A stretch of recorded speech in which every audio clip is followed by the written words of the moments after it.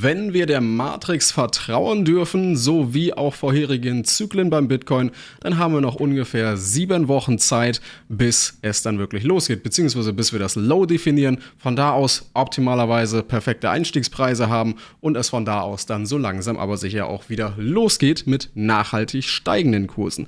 Das wollen wir uns heute gemeinsam anschauen. Ich würde auch sagen, wir legen direkt los. So, das ist jetzt gerade der Bitcoin-Chart. Nach wie vor krebsen wir hier bei ca. $65.000, beziehungsweise gerade 63.500 rum. Es hat sich nach wie vor wieder nichts geändert, weder diese Woche noch, weder die letzte Woche noch die Woche davor, noch die Woche davor. Aber dennoch wird unsere Luft wahrscheinlich immer ein bisschen dünner, denn wir schauen natürlich einmal wieder zurück auf die Matrix, denn das ist ja natürlich das, was jetzt gerade wieder verrückt durch Twitter geht, und wenn man diesem Modell folgen mag, ja, dann wird das nächste Zyklus-Low schließlich nach ca. 364 Tagen sein. Das heißt, die erste Oktoberwoche, 5.10. optimalerweise, wenn es genau 364 Tage sind. Das ist allerdings der Durchschnitt gewesen, Durchschnitt gerechnet. Das heißt, es waren auch mal plus 5 Tage, mal minus 7 Tage und so weiter und so fort.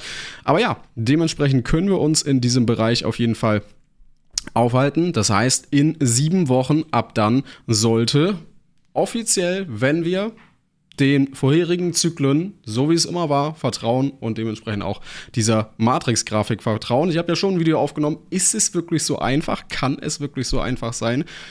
Die letzten Zyklen war es das. Und wir können ja nun mal nichts anderes machen, als uns auf vergangene Daten natürlich fokussieren. Natürlich garantieren vergangene Ereignisse nicht die Zukunft, aber bisher ist es immer so gewesen. Denn Bitcoin hat ja nun mal ein festes Regelwerk. Ja, was da draußen in der Makroökonomie von sich geht, ob Zinserhöhung, Zinssenkung oder Krieg oder Nicht-Krieg, Bitcoin hat sein festes Regelwerk und diesem ist er, egal was da passiert ist, bisher immer gefolgt.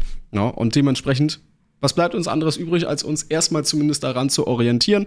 Man soll uns da nicht auf einen Tag festnageln, aber dass das auf jeden Fall ungefähr in diese Richtung so geht. Das heißt, wir spekulieren natürlich auf die erste, möglicherweise zweite Oktoberwoche. Dann haben wir, oder vielleicht auch den letzten Tag im September noch, so dann haben wir zumindest so plus minus diese 7-Tage-Range. Das würde ich auf jeden Fall dementsprechend einräumen. Aber ja, das heißt, wir haben noch rund 6, 7, vielleicht 8 Wochen Zeit, um zu sehen, ob es tatsächlich wieder so ist. Ob es tatsächlich wieder so einfach ist. Und aktuell sieht nach wie vor alles danach aus. Das heißt, wir kriegen nochmal einen Lower Low. Ich würde aber hier definitiv nicht auf $30.000 oder sowas warten. Also ich glaube nicht, dass wir hier nochmal so einen $20.000 Absturz oder sowas bekommen, heißt so einen richtigen Crash. Ich kann mir aber vorstellen, dass wir, wie gesagt, das Low hier auf jeden Fall nochmal unterschreiten werden. Also dann da wirklich in Anfang Q4 das finale Low dann auch definieren und von da aus dann langsam weiter steigen werden. Na, schauen wir natürlich auch mal vor allem auf den letzten Zyklus.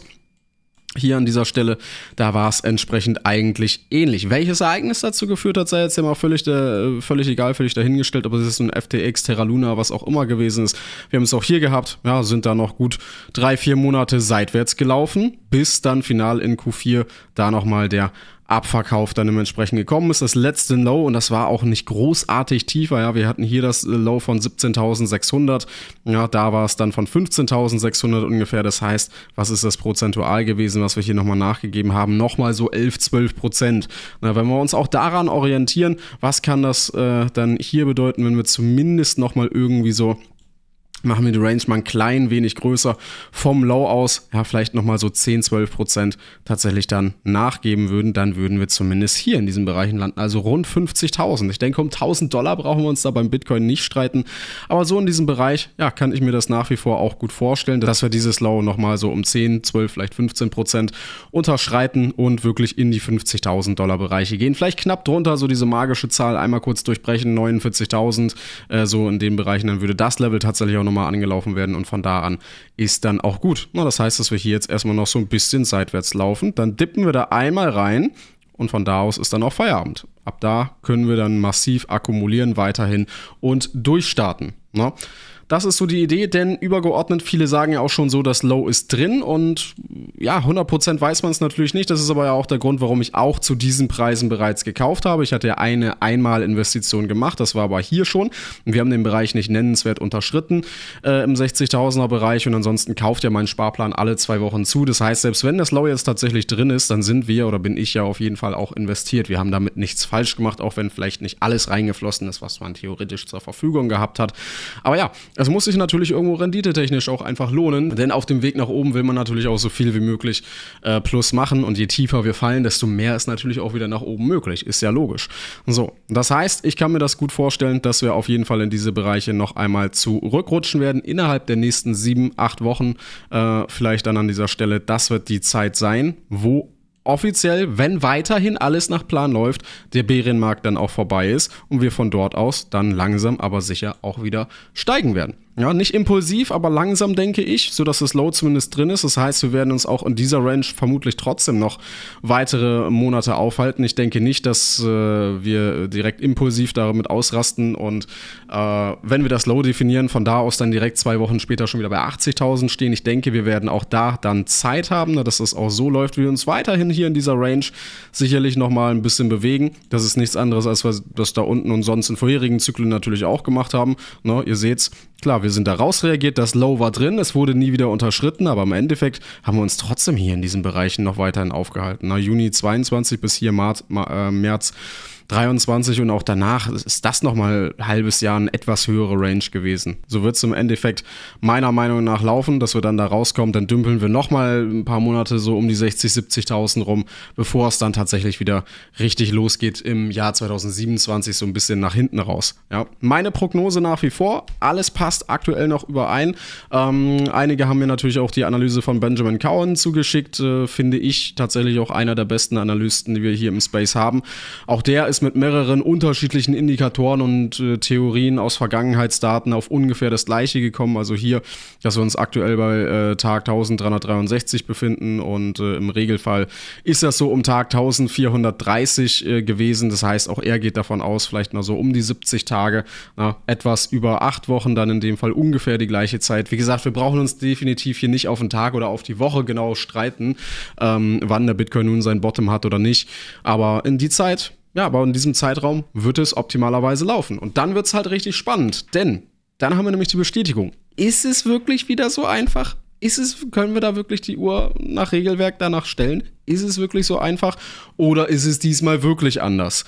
Das werden wir herausfinden und das ist, finde ich, einfach so spannend an dieser Stelle. Ja? In den nächsten 6, 7, 8 maximal Wochen wird sich entscheiden, ging dieses Modell nach wie vor auf oder ist es diesmal wirklich anders? Bisher läuft alles perfekt nach Zeitplan, deswegen halten wir uns auch daran, deswegen trade und investiere ich auch aktuell noch danach.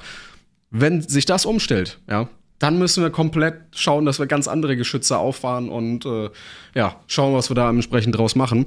Aber bisher können wir nichts anderes tun, als uns daran halten. Und das macht es unfassbar spannend. Ja, schreibt mir eure Meinung dazu natürlich auch gerne mal in die Kommentare.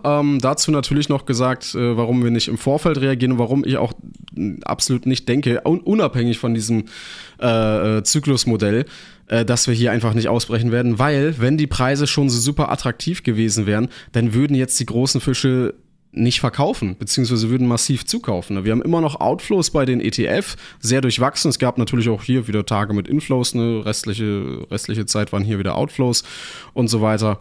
Aber und darüber hinaus, Mara Holdings, einer der größten Bitcoin-Hodler und Mining-Unternehmen überhaupt, hat abgeworfen, 23.000 Bitcoin im ersten Halbjahr und so weiter und so fort. Strategy wirft aktuell nur ab, die werden meiner Meinung nach auch noch weiter abwerfen. Na, das ist vielleicht auch so ein Punkt, wo Großinvestoren noch weiterhin drauf spekulieren, dass Michael Saylor noch ein bisschen mit Strategy ein bisschen mehr Bitcoin tatsächlich los wird, bevor man dann wieder attraktiv investiert. Also ja, passt nach wie vor eigentlich alles überein. Die großen Fische warten noch ein bisschen, denn ansonsten wären die Preise jetzt perfekt attraktiv, sowie auch die ETF-Kunden etc. Dann würden wir hier längst schon wieder auf 90.000 ausgebrochen sein. Und das sind wir nicht mal ansatzweise. Und als es überhaupt einmal wieder hochging in diese Richtung, sofort das erste bärische Level und bullische Zielsequenz abgearbeitet und straight direkt wieder runtergefallen. Ne? Also schneller ging es im Endeffekt gar nicht. Da haben die Bullen, die einzig aktiven Bullen hier an dieser Stelle, haben direkt Gewinne gesichert und sind erneut ausgestiegen. Ja. Von daher, es sieht tatsächlich alles danach aus. Daran müssen wir uns halten. Ich bin auf eure Kommentare gespannt. Denkt ihr, es ist wirklich so einfach? Geht es wirklich auf? Sehen wir das Low Anfang Q4 im Oktober, 1., 2. Oktoberwoche vielleicht an dieser Stelle? Oder ist es diesmal wirklich anders, weil jetzt alle daran denken, alle wissen darüber Bescheid und zweischneidiges Schwert an dieser Stelle. Ich bin wirklich gespannt. Lasst gerne ein Like und ein Abo da. Wir sehen uns auf jeden Fall im nächsten Video wieder. Ciao.